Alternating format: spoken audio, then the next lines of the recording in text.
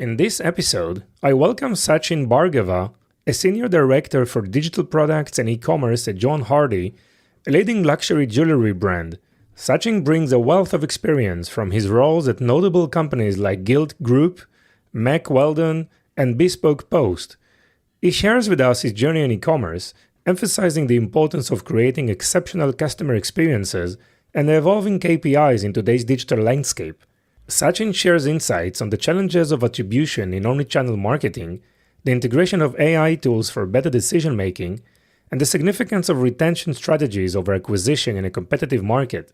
Additionally, Sachin offers valuable advice for entrepreneurs navigating the complexities of digital marketing and operations, highlighting the need for specializing expertise and the benefits of leveraging fractional work. We also learn about his unique background as a professional dancer and his entrepreneurial venture with Any Baby and gender-neutral baby clothing line. Tune in to gain actionable tips on enhancing customer experiences, leveraging data, and balancing passion with a career growth in a dynamic world of e-commerce.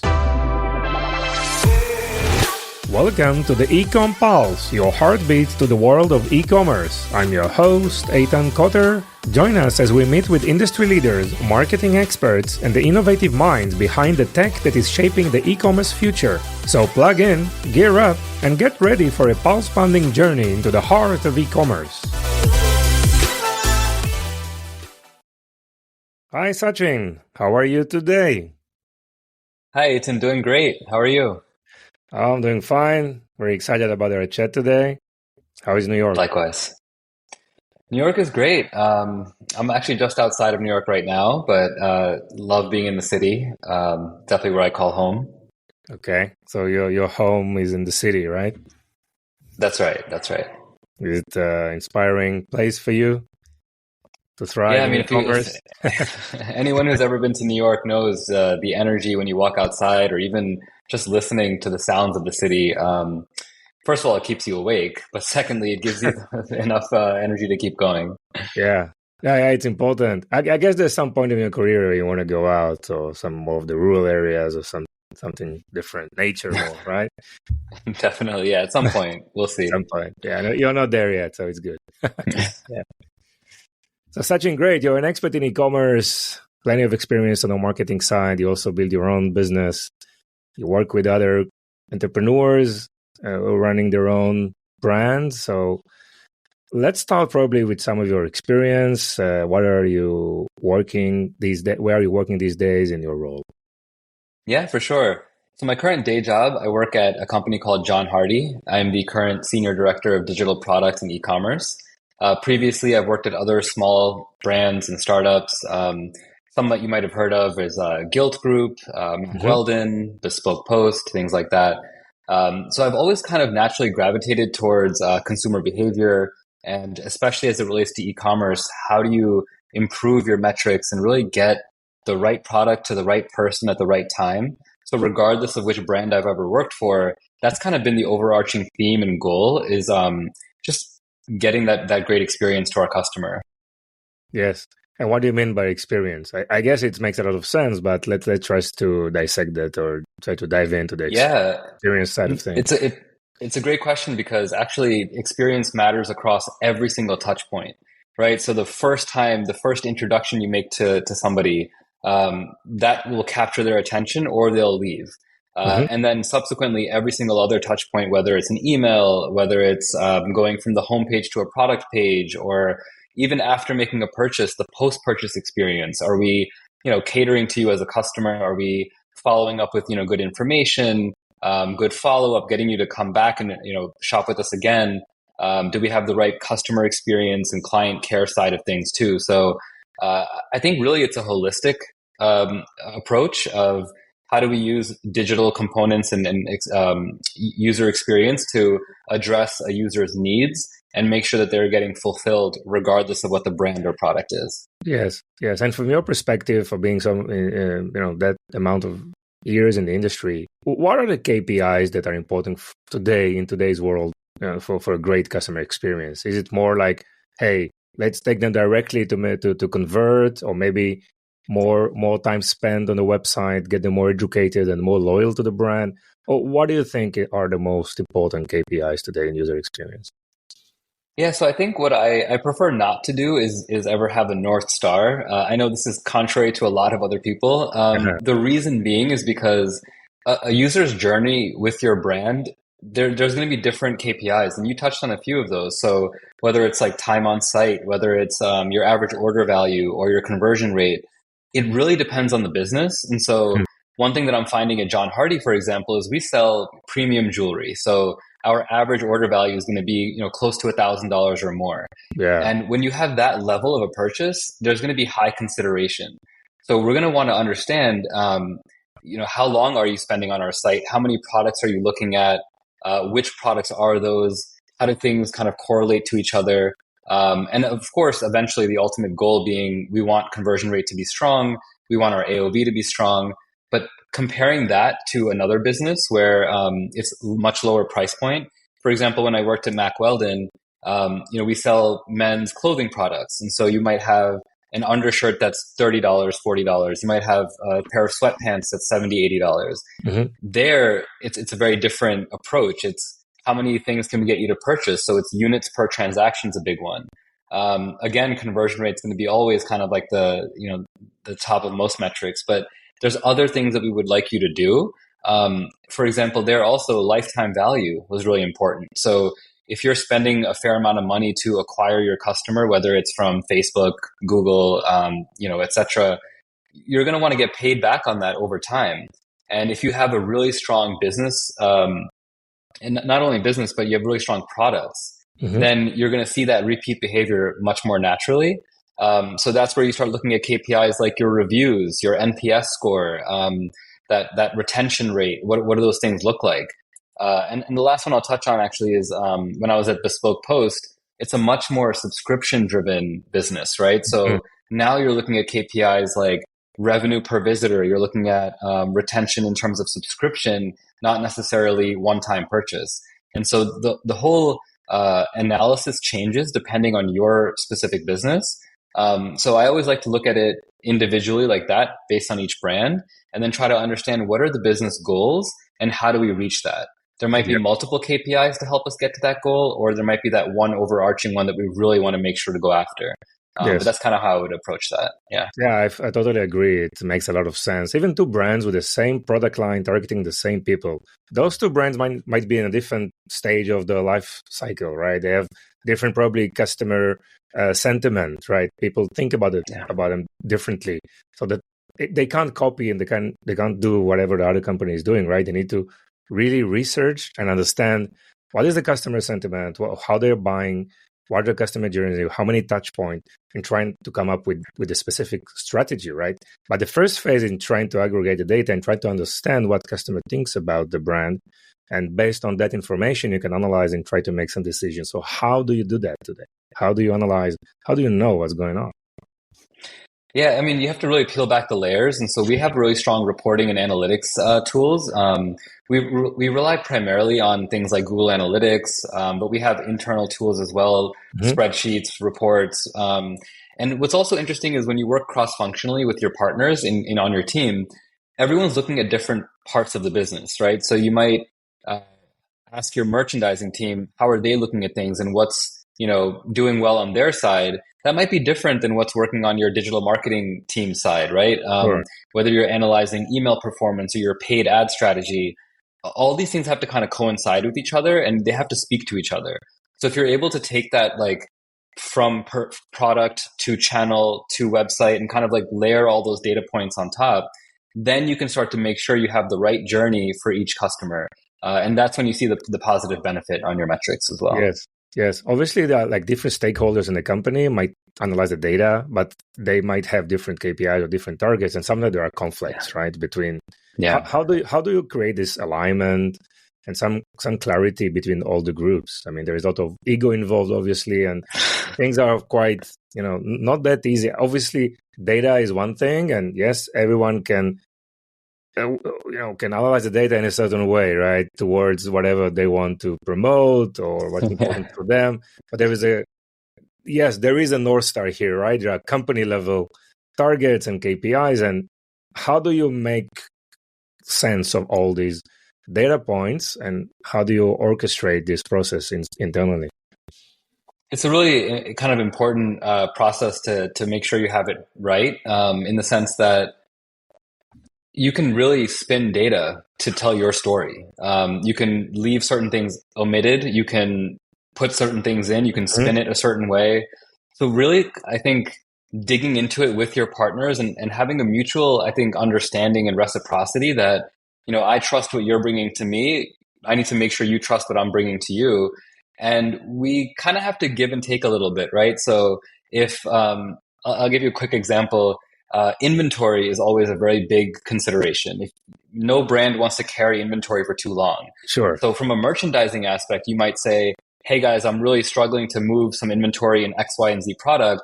On the marketing side, you might say, well, maybe because that product is not as good as some of these other products, but Exactly. I still need to support and make Yeah. sure that we're trying to move the dial here. So Yeah. one thing that we can do and kind of come to terms on is, why don't we try a segmentation strategy? So instead of sending, an email or a landing page primarily just targeting this high inventory product, maybe we can segment to say who of our entire audience has viewed this product? How many Mhm. people have added this to a cart or a similar product to cart? Maybe we can specifically target them and get them to come back and purchase with us. So you can kind of tackle someone's concern through doing some manipulation on like the marketing side or through technology and Yes. etc. But I think that's really how it works. You can't just blanket take somebody's suggestion. It needs to be like thoughtfully considered and understand where in the purchase journey can we layer that in. Yes. And with the latest focus on profitability, right, and more operational efficiency that brands needs to take a closer look at, do you see any change, versus previous years in the way that you prioritize or take decisions around those various topics that we've just discussed? Yeah, I think with the inclusion of some AI powered tools, like it's been Hmm. really helpful so that you can kind of take a little bit of the human bias and element out of it. Not to like, downgrade the human element of kind of doing things, right? You need to have that focus as well. But I think sometimes it takes away sensitivities when you're strictly looking at it from a data perspective, and Yeah. you're kind of saying like, here's what the data is telling us, and our AI tool is automatically, making these changes for us. And of course, we can manipulate it with like a rule or a logic set that allows for a little bit of a tweak. But if you're able to trust the data to kind of inform your decision making, Hmm. I think, and it does take a little bit of that bias out of it, which allows then us to move faster. So, to kind of speak to that with like a more practical example, we launched a really cool on-site search experience, both at John Hardy and in other companies I've worked at. Hmm. And we use an AI powered algorithm in the background so that depending on what people are searching for, it looks on the number of clicks per product. It looks kind of how far the user went down to find that product, which products led to a higher conversion. So anytime maybe there might be discussion around visual merchandising on a website, you can kind of take a little bit off of your plate, have AI kind of do some of the heavy lifting for you, and embed that into your site experience, and that will lead to higher Yes. performance, and it'll lead to easier conversations with your team. Yeah. Yeah. Obviously, all these AI, you mentioned the search use case, kind of a content recommendation or product recommendation type of engines behind the scenes. And it's all based on obviously analyzing pieces of data and real traffic that comes into the platform. And I wonder, and I would like to ask you about what is your experience with the results of these AI engines? Yeah, they're not always perfect, and they don't. I think this is where the human element really does play a really big importance, right? Is that Yeah. we know the nuances, we know the context, right? And I think context is so important when it Yes. comes to AI because you can't necessarily program that in all the time. Just again as an example, working at a fashion company, every month you have some new fresh products coming in, right? Mhm. So there's literally zero data available to not only yourself but to the AI as well. And how do you then make a decision? So, I think at some point you have to have some manual intervention to account for context. Yes. I'm very interested in John Hardy and the products, obviously large ticket items. Share with us, please, about customers purchase behaviors, like time to purchase, how many touch points, they are doing, in various platforms, competitors, until they make a Yeah. purchase. So I think very, very interested in this.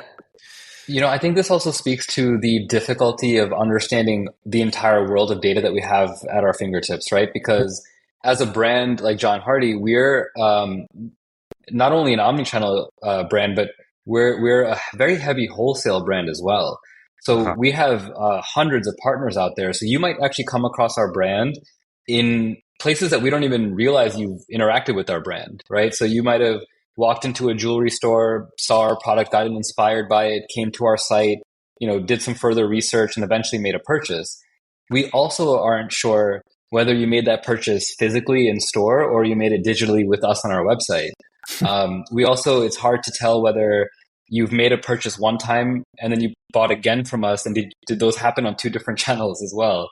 So there's a lot of, I think, from an attribution standpoint, it makes it very difficult to answer that question very specifically.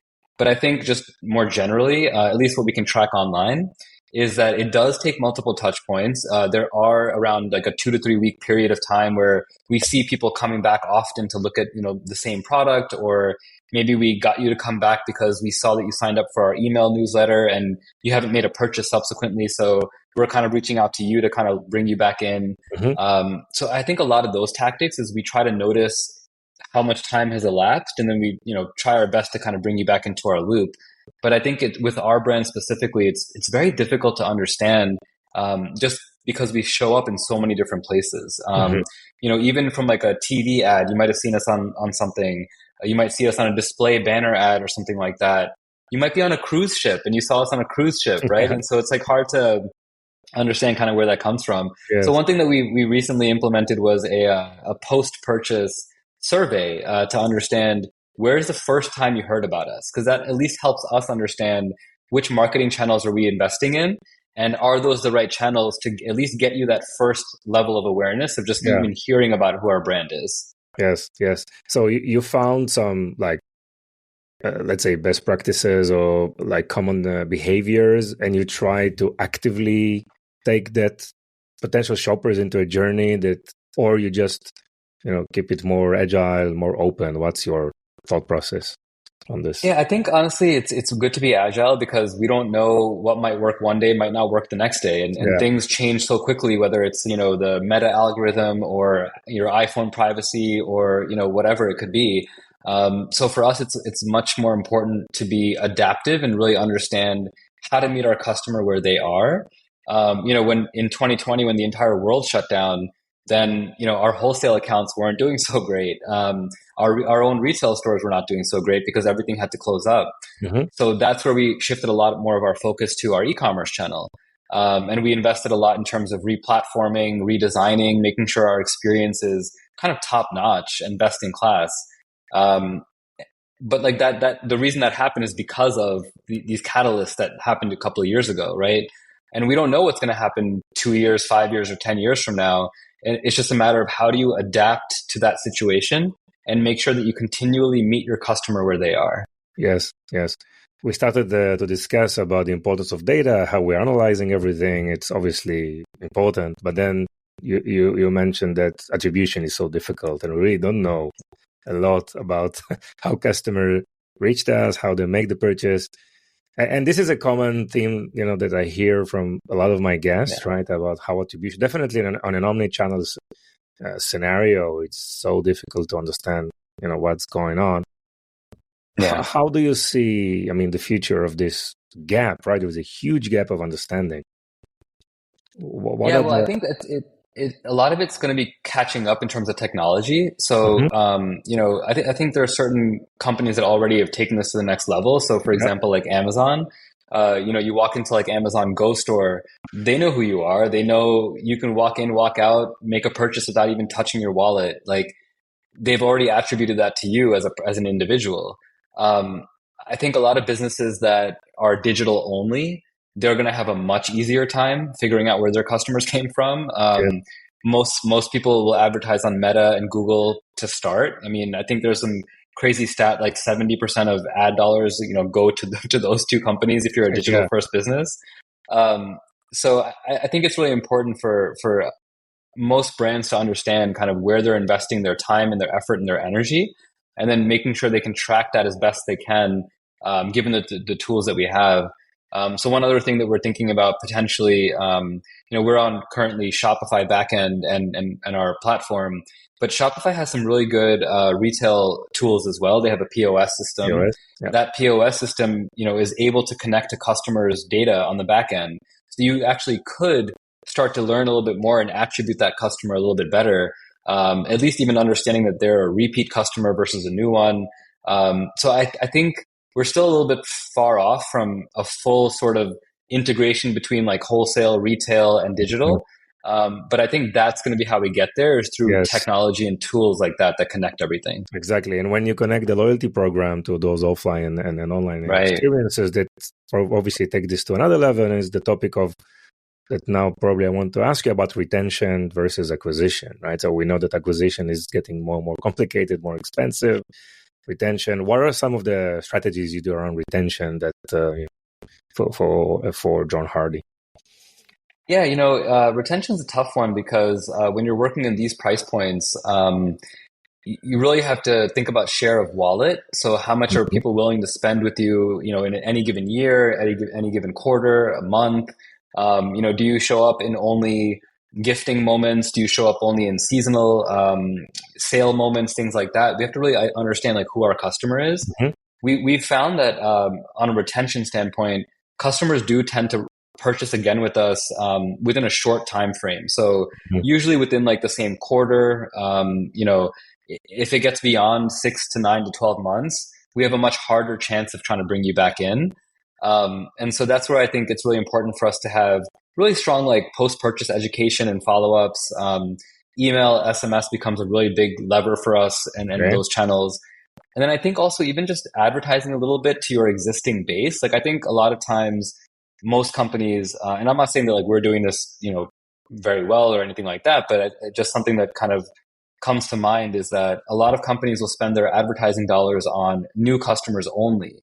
But I think that they forget that they need to nurture and kind of bring back their existing loyal customers or create loyal customers through somebody who's purchased before.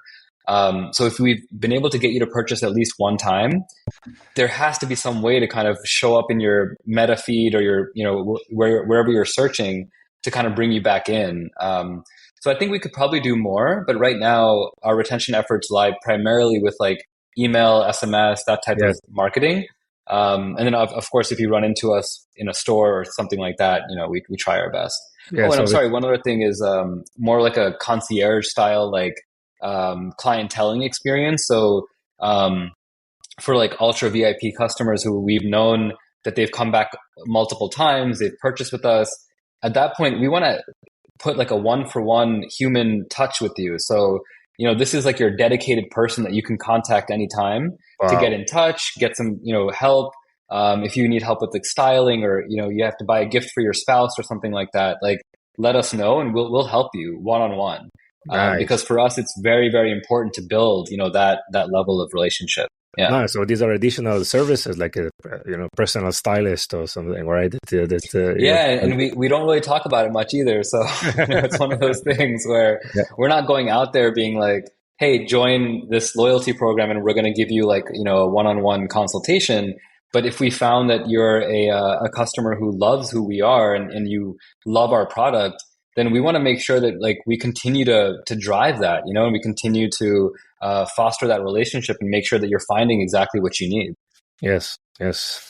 Great, Sachin. Very interesting. I know that you work a lot also with entrepreneurs. You run a digital agency also. What are the major challenges that you see these days with entrepreneurs, and what are the things that you are probably focused, on this effort? Yeah, it's funny because as a fellow entrepreneur myself, I've run into these problems continually. And I think every owner that I've talked to in the past 3 to 5 years, it's all about acquisition. Acquisition is one of the hardest things right now for people to understand. And I think the second piece of it is that entrepreneurs will come up with a really great idea or a product or a brand, right? And they'll get that out to market and they'll be really excited about it. The problem though is that not all entrepreneurs are experts in everything. Yeah. Right? So you might be really good at, let's say, marketing, but you're not so good on like operations or finance or accounting or website building or things like that. And unfortunately, what happens is because the cost of these things are so high, you end up trying to do everything yourself, right? As an owner, you're like, oh, I have to set the ads. I have to, make sure my books are in line so that when I pay my taxes and things like that, everything is all crisp. But I think that's where we run into a lot of issues. And I think that's also where entrepreneurs lose some motivation. And I think you can get a little bit overwhelmed by the amount of work that you have that goes into running a business. Yeah.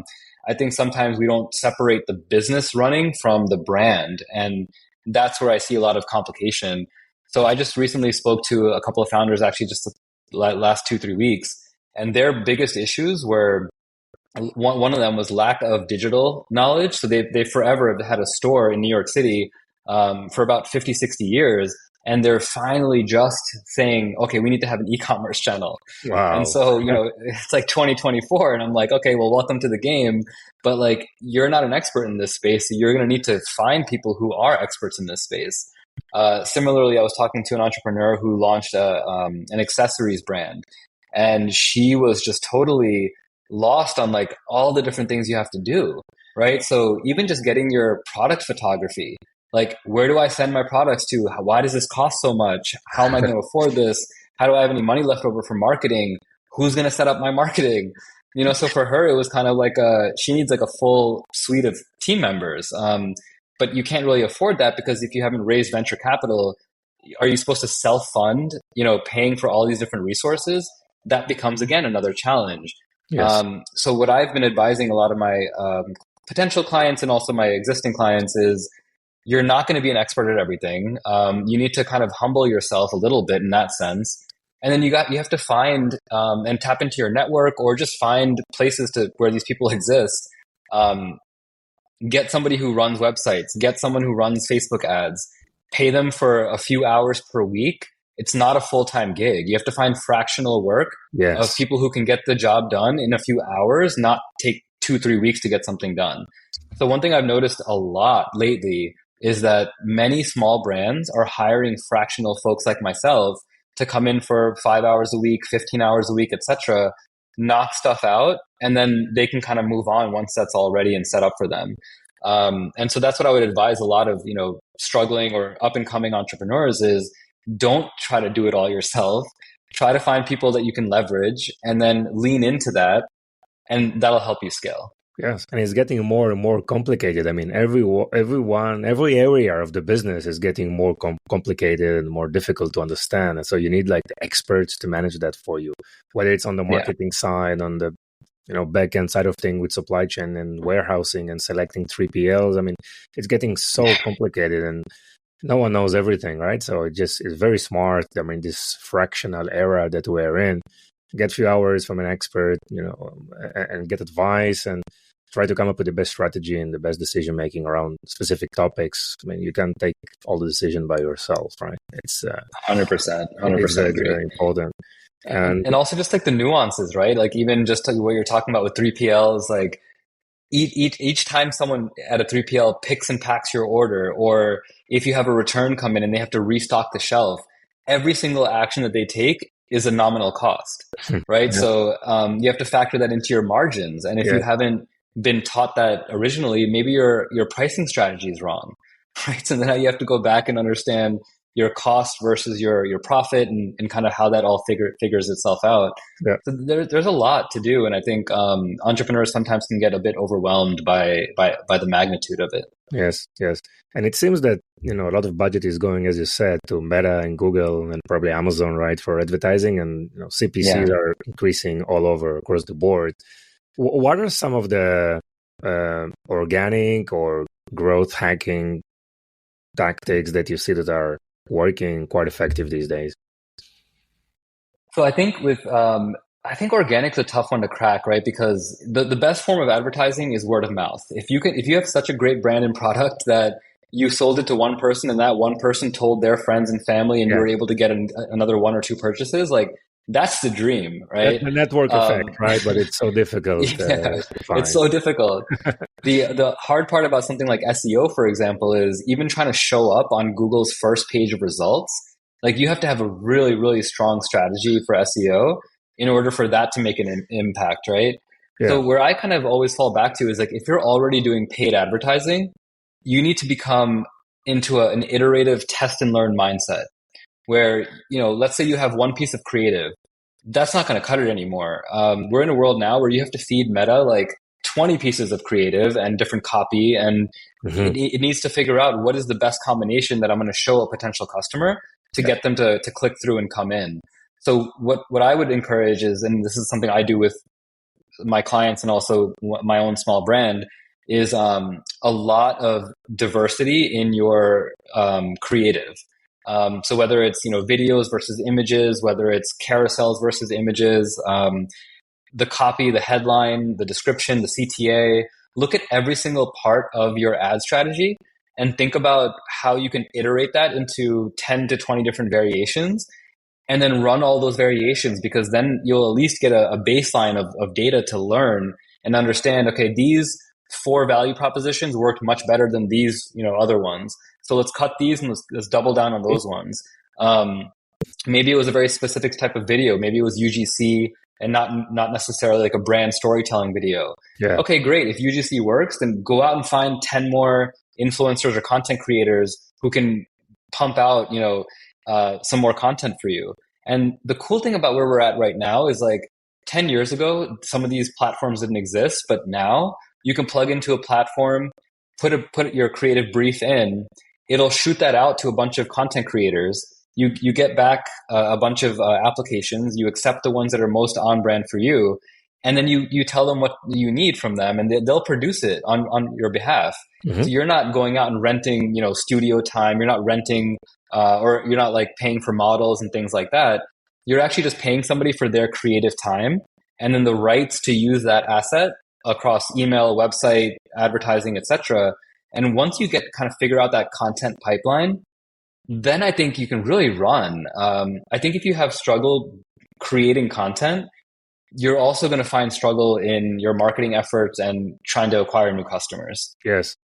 So what I hear you say is you need to first experiment with few marketing channels, right? Or marketing tactics and just don't fall in love or too emotional with any of them, right? I mean, get the data, trying to understand what's going on, immediately cut those or remove those who are not working and just zero in on the one that are working, make the strong stronger, right?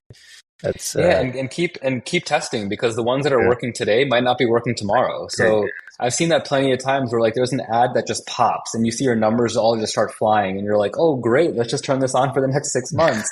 But then like literally 6 weeks later, you'll start to see degradation and higher CPCs and lower conversion rate. Yes. And that's when you have to kind of restart that engine to figure it out. And one thing that you can also use here that like I've recently been tapping into is, again, AI. Like if you need to figure out 10 different copy variations, yes, you can definitely pay a copywriter to do that. But if you're on a tight budget and you need to just learn, have AI write that for you, and give you content ideas and things like that. So there's a lot you can do to like save money and save time while still learning and optimizing your performance. Yes, and look for those AI tools that are more specialized and train their AI models to deliver some kind of a result which is in a specific area, whether it's a content or advertising or influencer marketing or some of the backend stuff. So this is, I think, the era where we are going into, right? ChatGPT is nice, but it doesn't work for everything unless you probably download an app on ChatGPT-4 or use other AI tools, which is more focused and more specific on training their models to probably solve one specific problem, right? Yep, 100%. So Sachin, we did a prep call and you told me a lot of stories about yourself. I know you have a lot of fun facts, but maybe you can choose 2 and just share with the audience. Yeah, totally. So one totally fun fact that's very personal is before I got too much into my career, I did do some professional dancing, actually. So I'm formally trained in hip hop, jazz, salsa, a couple of Indian dance styles as well, really? like Bhangra, Bollywood. Yeah. So I kind of took all that experience and I wasn't ready to let go. And I really appreciate performing and entertaining and kind of being on stage and just you kind of lose yourself under the lights when you're dancing, and it just feels amazing. So Wow. I did some really cool stuff. So like I performed at the Latin Grammys years ago as a backup to a band called Aventura, which was awesome. I performed at a WNBA pregame show for the New York Liberty in Madison Square Garden, which was awesome too. Crazy experience. Wow. So all these like types of like, things, we were part of like a traveling dance troupe. And so Mhm. I always encourage people, like, if you do have a passion like this, don't just set it aside. Like, try and get as much out of it as you can, because what it does is it motivates and fulfills you in ways that will have a positive impact on your career, on your For development, sure. and all those things. So For sure. yeah, for sure. For sure. Wow. Really nice. Really nice. And the second one? And the second one actually is a side kind of hustle that turned into a brand and a business. My wife and I started a baby clothing apparel line called Any Baby. And the subtle nod here actually is, because I'm always a New Yorker, is that it stands for A New York Baby, but we're Uh-huh. made for any baby. And so we sell gender neutral clothing that is specialized. So we have like cushioned knees and elbows, so for crawling support. We have a first of its kind peppermint fabric, which yields itself to being anti-odor and sun safe as Oh, well. So it's just like a really cool specialized material and product. And we've seen some really interesting traction so far. A lot of parents who buy our product, they come back and buy more because they love it so much. So we're just slowly, scaling, and it kind of goes back to the conversation we're having earlier of, I kind of live and breathe what entrepreneurs are going through, because I myself am going through it too. So, by day, I might be senior director at John Hardy and really loving and crushing that area of my career. But on the other side, I'm tapping into this, passion and entrepreneurial spirit that I've always tried to kind of foster. So nice. Nice. Sachin, you're doing so many great things. So really it's exciting and inspiring to hear and to listen to what you're doing. It's also a nice combination because you're also dancing, so it's part of the passion. So passion and work. I guess you have the right combination in place. So well done, Sachin. Thank you. Thank you. Where people can find you? Yeah, so I'm always happy to connect with folks on LinkedIn. If you can find me there, happy to connect. I also, my agency website is skb.digital. Try to keep that really easy. Mhm. And if you want to check us out, our baby apparel line, you can go to anybaby.io. But yeah, I'm always open to conversation, networking, meeting like-minded people. You yourself, we met on LinkedIn, and now we're having an awesome conversation. So I think these are the types of places where I'm always looking to connect with folks. Great, Sanjin. So thank you so much. It was really interesting and insightful. Thank you. Thank you for having me. I really appreciate it. Bye-bye. All right, take care. Thank you for joining us on this episode. Your support means the world to us. If today's episode has been insightful for you, consider sharing it with someone who would also benefit. Even one share can make a big difference. Looking to elevate your e-commerce game? Discover Vimy, a multi-channel e-commerce platform that will transform your business with the power of shoppable video. Visit us at vimy.net to learn more. It's Vimy, VIMMI.net. Thank you for being part of our journey. Stay tuned for more invaluable insights in our next episode.